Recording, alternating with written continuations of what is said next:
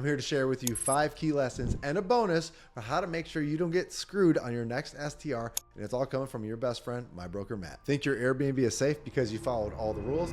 Think again. One policy change, one neighbor complaint, or one overlooked detail could cost you everything. Trust me, I've seen it happen.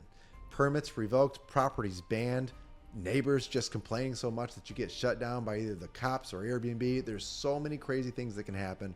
And I just want to make sure you're aware of all of them. Because the worst thing that could happen is you and your investors lose all of your money on everything you put into this property, plus all those hours of wasted time. Trust me, if you don't get any of that back, it really hurts. Currently, we manage about 36 properties and I own over 32 Airbnbs myself. We learned a lot throughout the process. Some of these lessons we've learned the hard way, and I want to make sure that I'm sharing them with you so you have as much success as possible and avoid all the risks that can be avoided. Today, I'm going to be sharing 5 critical lessons on things to avoid, plus we're going to be offering a bonus to make sure that you don't get caught up in all the nastiness of regulation.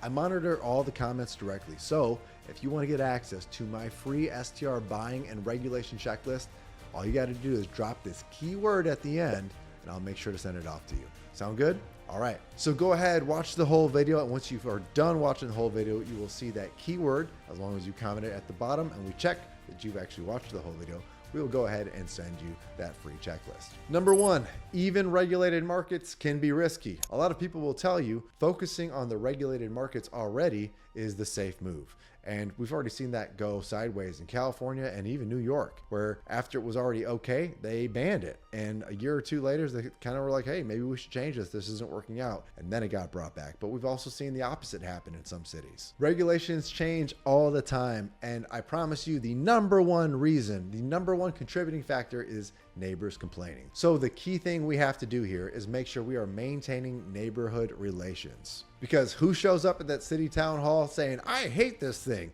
It's your neighbor. It's the guy right behind you that somehow you pissed off and they just simply won't let you get away with a gift card or buying them dinner. They just hate you because you exist. It's seriously how it goes sometimes. In fact, one of my friends bought a property on a pretty private piece of land and they had a license and they were going great for about a year.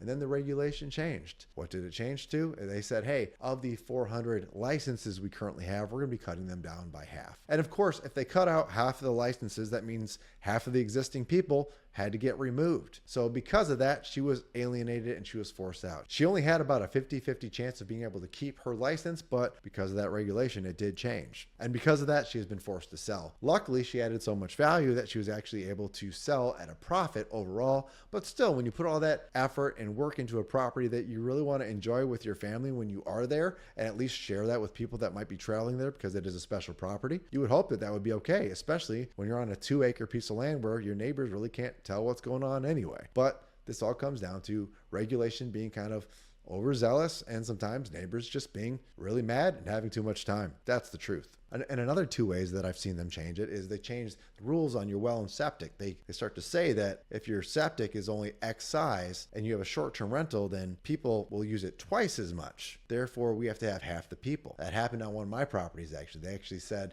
hey, even though you have a 3,000 square foot property with 4 bedrooms, we're going to limit you to only having 6 people in a 3,000 square foot property, which I thought was kind of wild. But they said your septic field can only accommodate that. And I said, well, let me ask you something. If it was a long-term rental or just a primary house, how many could I work with? They said, oh, it doesn't matter at that point. And I asked them, if it was a long-term rental or a primary house, how many people would my septic field be able to handle? And they said, oh, it doesn't matter. I said, so I could have 30 people in there? And they said, absolutely. I said, so I could have 5 times the amount of people if it was long-term or a primary house, but if it's short-term, I can have a 5th. And they said, exactly. And I said, so we're basically saying short-term renters either pee and poop 2 to 5 times more than long-term and primary homeowners? And he goes, I guess you could say that. And I was like, do we have any data on that? He goes, I think you know that answer. So the point here is sometimes they're going to come up with zoning that doesn't really make a whole lot of sense, but it's the one limiting factor that they have decided to enforce to limit arguments from probably neighbors and other city officials. And the other factor that I see sometimes present is they change the zoning map function. So some places are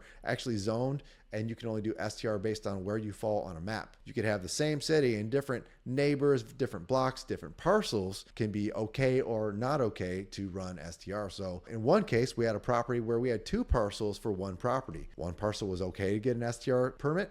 one was not. Got into a nasty fight over it, and we're still working on the zoning changes. We're hoping to get that fixed, but these are some of those weird little nuances that can come up that can get really tough to deal with. So ending this first big point, which would you rather deal with? A regulated market or an unregulated market? My tip and trick for all this is work on the secondary and tertiary markets adjacent to the primary market, which might be a little bit smaller of towns, because sometimes they're a little bit more open to growth and they're actually trying to attract more business. There can be arguments to that. Adversely, sometimes those smaller towns really don't want anybody coming in and messing up their world and saying, hey, we're noisy and we're nuisances, and you can see it all. But one way or another, of all the properties we've ever had, I would say maybe 5% have ever had actual zoning issues between what we own and manage. So I think it's still noteworthy to say that things are still doing okay, but I don't want you to be a part of that 5 to 10%, right? So number 2, this is the importance of regulation management. This is huge. You can't just look at today's rules and go, oh, I guess that's it. I don't have to think about it again. I used to think that, and I was wrong. You actually have to understand how those rules exist in the area for the property and how they're going to be enforced. Not only that, you have to know where they're headed in terms of the future of enforcement and zoning. What is your best friend at this point?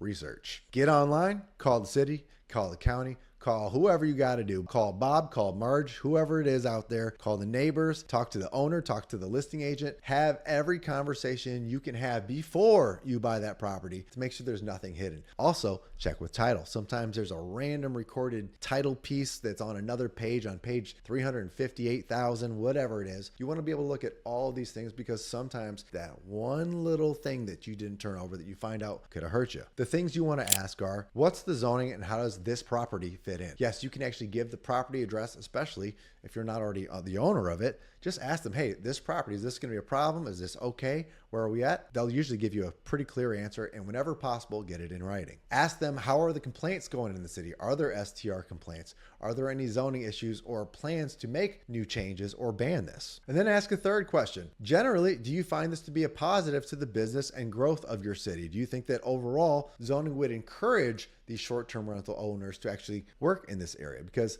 if you have the city officials behind you, it's definitely not a bad place to be. But again, it's all speculative at this point, so take it with a grain of salt. One other tip I want to add is it's sometimes really wise to not only Google search the city, township, county, whatever it is, plus the word STR or short-term rental regulations, but you also want to see if there's been meeting notes, because sometimes those meeting notes can tell you if the subject has even come up. And what's amazing is you can use these magical tools called AI and ChatGPT. You can take those meeting notes, throw them in there and say, hey, is anything being discussed right now on the transcription regarding short-term rentals, violations, zoning, banning, or are they positive? Is there anything of that nature that I need to know about regarding regulation, zoning, or any changes in the neighborhood that would be helpful to me understanding whether I should buy this property or not, and if it would hurt me if I'm running it as a short-term rental. Number 3, the power of showing up. Neighbors are your real issue. Now, generally, I find neighbors to be a real challenge. Now, I want to share a story with you, because one of my STRs we bought, this neighbor kind of showed up all negative. My brother and I were outside cutting down a ton of weeds, ton of trees that were 10, 15 feet tall, and we're cutting them down between 2 houses. While we're cutting these things down, the neighbor came out and goes, hey there, how you doing? And I go, hey man, I'm good, how are you? And he goes, are you the new owners? I'm like, yeah,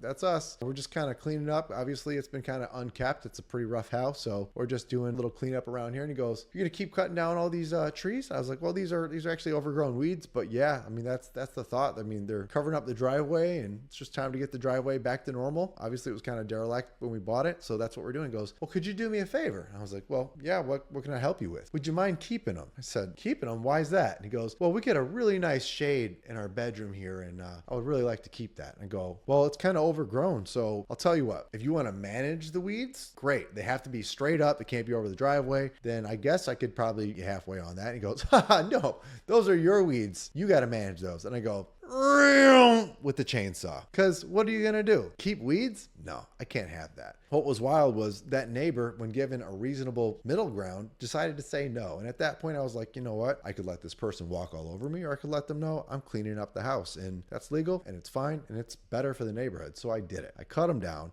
And he's been a nuisance ever since. But sometimes, even with other neighbors and other properties, a lot of the times neighbors will show up with their chest out, ready to let you know how they're going to handle things and how they're not going to have any problems. And I think you always want to start with a positive conversation. Say, I'm working toward making something work for all of us, are going to take excellent care of this property. We're excellent managers. You don't have to give them all of that information, but I kind of recommend it because it's not going to be a big surprise that you're running it as a short-term rental anyway. It's kind of better to be a little open and honest about that. But again, you don't have to disclose more than you feel comfortable, but those are my tips and tricks. But within that, once you get past that first hurdle of getting to know your neighbors and trying to work toward mutual agreement, most of the times they'll leave you alone. But like I said, 5 to 10% of the time, somebody wants to make a ruckus, and you got to be prepared for that. And this is where these neighborhood complaints can drive regulation changes. So if they show up and they start calling their city zoning officer and enforcement, and they go, hey, this neighbor at 123 Main Street is pissing me off. I'm like, sorry, Joe, why are they pissing you off? They're going to go on to tell you, like, there was a car there and they were coming in and out of the building and they were using the house. I'm like, no shit, Joe. That's kind of what people do when they live at a house. And the truth is, more times than not, Joe is just angry and has nothing better to do. Maybe it's Susie. I don't know. Whoever it is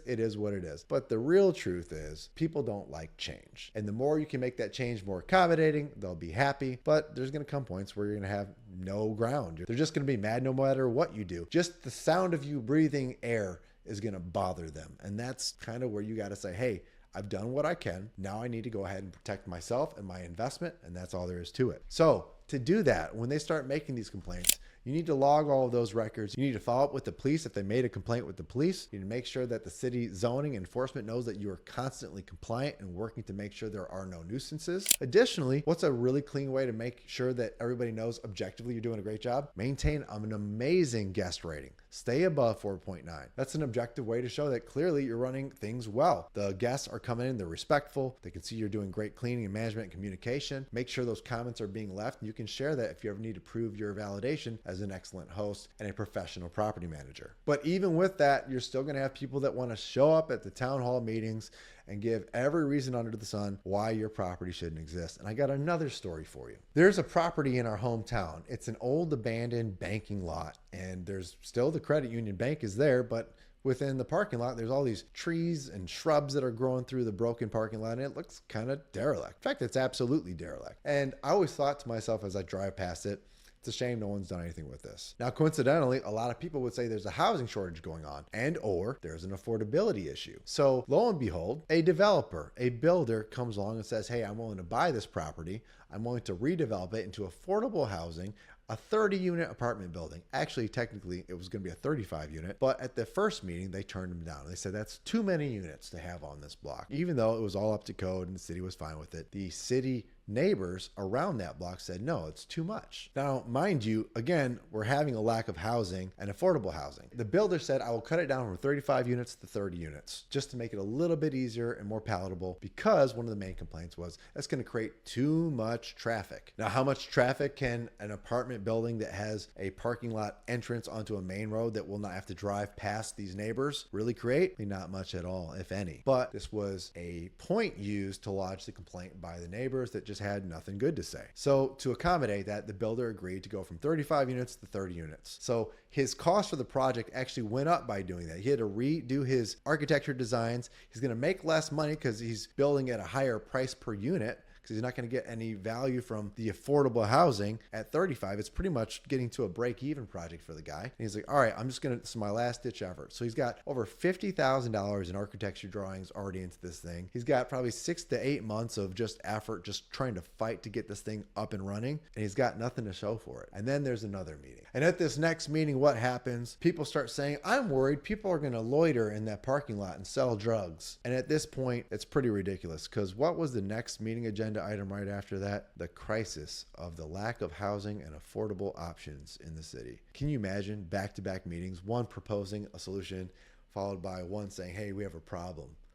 And these two halves can't hear each other. That's the power of some people showing up that obviously have too much time on their hands versus the people that are actually being realistic and actually going, hey, there's a real need. Can we solve for this? They're outnumbered. And that's where it's tough. And we got to remember, as entrepreneurs, as real estate investors, sometimes you're going to be outnumbered. And it sucks. It really sucks. And there's a lot of changes to zoning going on. And right now, sometimes even the city officials are damn confused. And that's tough, because they're all trying to figure out, how do I keep the city working and functional without hearing tons of complaints? Because what happens when a city hears hears too many complaints, they shut down because they just go, I can't hear anymore. I got nothing more to give. I need to put a silence to this. That's when they start saying crazy things like your septic field can only accommodate half the people that a normal house can handle. Or they start saying, you know what, we're just going to ban everything because I'm so sick of hearing these complaints. And by doing a better job with point number 3, showing up to these meetings to be that voice of reason, to lodge why it is valuable to be there, to show how the cleaners and the handyman that are local there are actually being employed and we're actually providing a service to the area. Even better yet, if you have midterm rental stays where you're supplying housing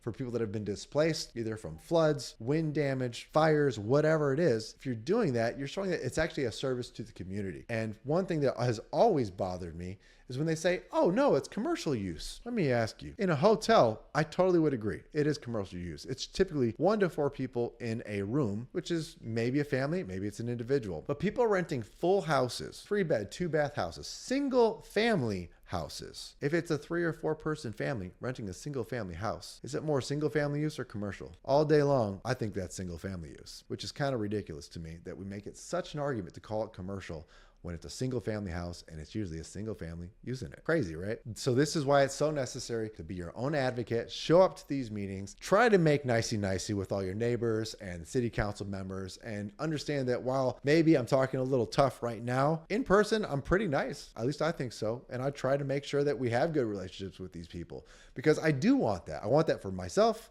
for my investors, for my clients, whatever the case. But the issue is some people aren't going to hear you no matter what you do. You just got to be patient. You got to make sure you have an effective argument and just show up and speak on it wherever you have a chance. So a big question to ask yourself for this number 3 is, are you willing to handle community politics? Or would that simple thought derail your plans of trying to run this? If you're not leaning onto the first part of that answer, this is probably not for you. And one big point I think is crucial to make, especially when it comes to cities and neighborhoods and people voicing their concerns about you having an STR, is our units are pretty much self-policing. If we're not north of 4.7, preferably 4.9, we're not going to get booked anyway. That's right. When you have worse bookings, usually sub 4.9, you are not a hot topic. You're not even showing up on the first page of Airbnb or wherever you have it listed. And generally, people are going to see in those comments, there's something a little off. Something's broken. Cleaning sucks. The communication sucks. The management sucks. The pictures are better than what the home actually presents as. If those things are happening, you're going to push yourself out of the whole game anyway. So again, I think it's self-policing. I think when people start to realize that, it makes a lot of sense. Simply think about all the businesses in your neighborhood. The ones that are selling and doing good business, stay. The ones that don't. Number 4, it's the BRRRR strategy. It's using fix and flip financing, then getting it rented, then doing a refinance after that. That really captures a lot of value in a home, and it helps limit your exposure because it lowers your risk because you created a higher valued asset. So in the event you do need to exit the property, you're exiting at a positive number. So as a quick math example and a reminder about the BRRRR method, let's say you buy a property for $200,000, a super ugly house, and it's in a $400,000 neighborhood, and it needs $100,000 of work to get it up and running again. So you go get fix and flip financing. It's a 10% down loan, and they usually get you a line of credit for the additional $100,000 of rehab. And they usually do this line of credit plus the purchase price as long as it's less than 75% of the after repair value. So if it's a $400,000 after repair value, 75% of that is $300,000. So if the $200,000 is what you're buying, you need $20,000 plus closing costs. Call it $25,000 total. We'll just use $20,000 just because it's easier. We'll do $20,000 of that. $200,000 is what you need just to get this deal rolling, right? You have that $20,000 out, but you're getting $280,000 of loan access. So it helps you buy the property with the $180,000 first part of the loan plus the $20,000 down payment. And after that, you get these draws that you get from your line of credit on the $100,000. So after you complete all your repairs and bit by bit, maybe you do it in 4 chunks, 25, 25, 25, 25, whatever the case. So after you purchase this thing for $20,000 and you do all these little rehab draws as you continue to get more and more work done, once it's all stabilized, you get it designed, you get it rented. And once it's rented, then you want to go ahead and start doing the cash out refinance. When you do the cash out refinance, typically you can get up to 75 to 80% of the loan to value back out. Let's default to a conservative 75%, the $300,000. Let's say you're all in at $300,000. You had the $20,000 of your own cash into it. Once you do the refinance, you can put that $20,000 back in your pocket, and you effectively have a property that you have $100,000 of equity you created. So if you have to sell it, let's say you have to sell it in a rush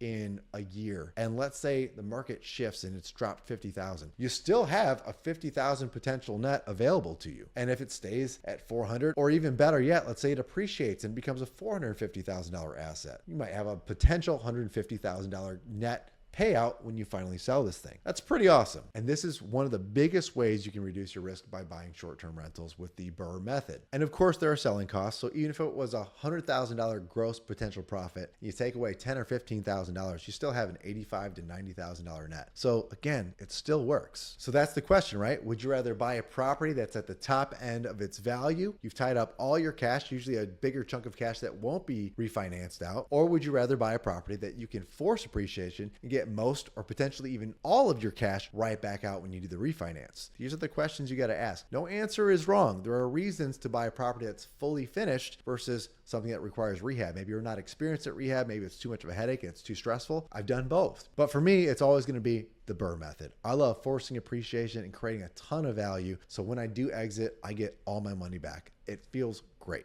I promise. One caveat I will say is when you do that cash out refi, you're increasing your principal balance. And when you do that, you have more money that you owe. So it will diminish your cash flow a little bit. So whatever you do when you're doing a short-term rental BRRRR, just make sure you have a lot of room for cash flow to make sure that that new mortgage payment will make sense for you at the end of the day. Number 5, unique and private properties can be sometimes your best line of defense. Let me explain. Believe it or not, there are some properties out there that are so special and so unique that all you can possibly do, anybody in the city even knows, this property is not going to be used for normal single family use. This is going to be a special getaway type of stay, right? Let's say you have a house in a community with 100 other houses and all of them are 3-bedroom, 2 baths, but you got that one outlier that's a 10-bed, 8-bath. And it's sitting vacant. To me, that's objectively clear that there's a reason it's not being sold. It's because it's not meeting the demand of normal use. But what if it was converted to a boutique hotel or a short-term rental stay where single family people can go and enjoy it for larger groups or larger getaways? Or maybe there is a larger displaced home that maybe was a 4 or 5 bedroom and they're like, hey, this is the next best thing and it's actually the only thing available that I need to go stay at, and luckily it's just down the block. My point is there are properties that have been built in the past, either the structure, the build type, the layout, whatever it is, that might not be as viable in today's modern times. Now, when you have properties that are truly unique like that, they have to have function. Otherwise, they're going to sit there dormant and die out. And nobody really wants that. I don't ever want to see a really special, unique property die out.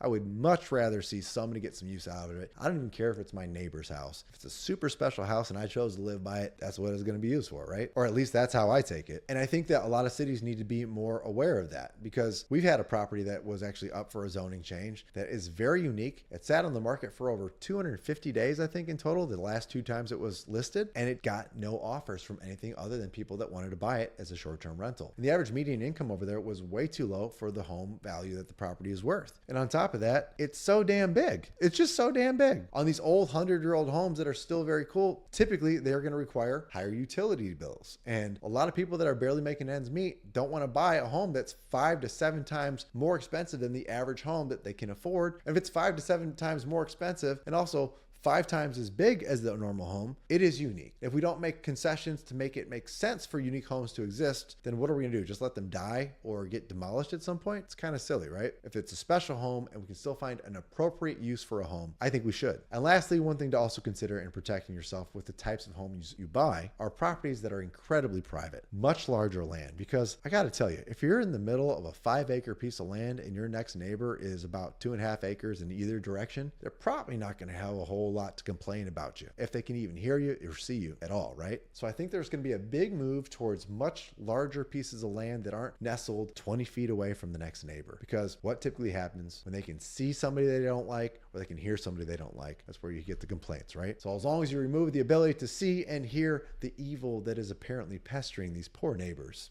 they probably will back off or not say a word. And of course, I will admit, when you buy hyper unique properties, sometimes they are tougher for resale, but you got to make those decisions and concessions where you see fit. So what would you do? Would you do a more unique property? Something that's a little bit more out there, a little bit more remote and rural? Or would you stay deep in the city where it's easier to resell? I think there's some arguments to both. For me, I've done both. I've enjoyed both, and given the right property, I would do both again. And in truth, the privacy point was actually my bonus tip. Let's look at the big picture. Managing risk is key to success. Out of the over 100 properties that we've owned, managed, or helped set up for Airbnb, only 8 of them have actually had issues. 2 had guest limits reduced. That was one of mine and one of my co-host clients. 1 had a rezone issue, still fighting it. 3 were banned in the same city, but only 2 were shut down. That other person, he's playing his odds. He's one of our co-host clients and he's still winning. And he was okay because occasionally he does get a fine and he's like, you know what? I'll pay it. I call it my city tax. Another one of my clients, they actually bought a condo and the association changed a week after closing. Craziest thing I've ever seen. What happened after that? That association immediately deemed, even though we had the original association rules that did not say this, the new one said no short-term rentals were allowed. We then pivoted to midterm rentals. They ended up actually being even more profitable. Not bad.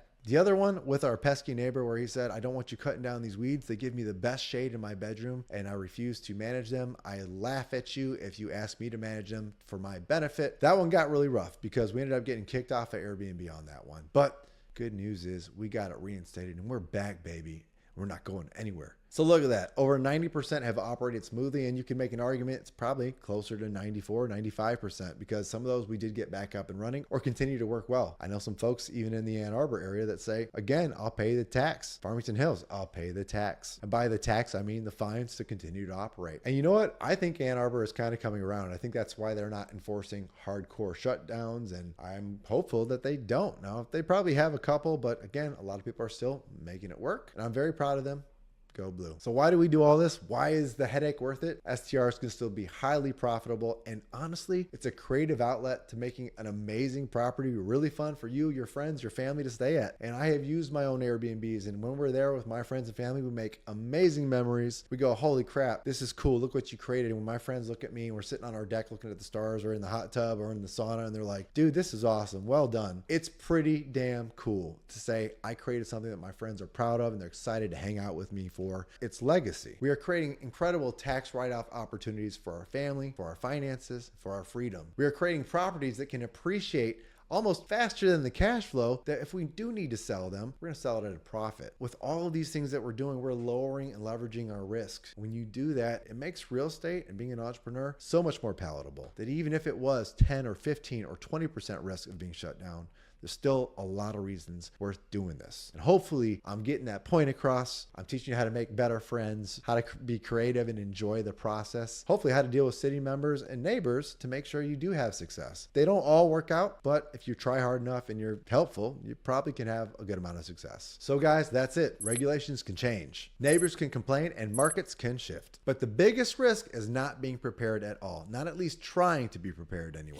Can't catch it all, but you can catch over 90% of it. Would you be willing to show up to city meetings, track regulation changes, and manage neighborhood dynamics? Or does that sound like more than you can handle? By the way, that keyword I forgot to drop, it's regulation. Big surprise, right? And if this video helped you think differently about STR risks and regulations and even investing, let me know. Drop it in the comments. Let me know what was helpful or why I suck, because some people love letting me know I suck. And better yet, for some positive encouragement, like, subscribe, follow, share this thing. I really hope this is helpful. I'm trying to make better and better content, things that will actually answer the things that you're worried about so you can find that confidence to grow in all of these things: entrepreneurship, real estate investing, and general success in life. Subscribe if you're serious about mastering the strategies of STR. I am ready for you. I'm gonna help you. I promise. Let's keep building smarter together. See you in the next video.